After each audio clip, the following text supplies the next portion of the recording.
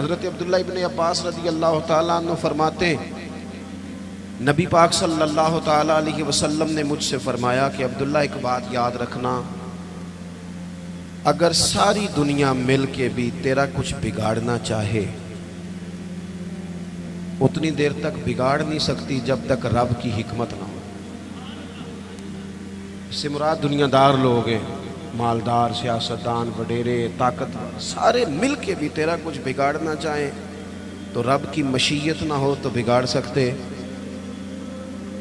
اور حضور فرمانے لگے نوجوانوں یہ کچی کچی باتیں کرنی چھوڑ دو، سویرے کچھ کہنا، شام کچھ کہنا، دوپہر پروگرام بدل دینا، پتہ نہیں ہوگا کہ نہیں، ملے گا کہ نہیں، کچھ بن سکتا ہے کہ نہیں،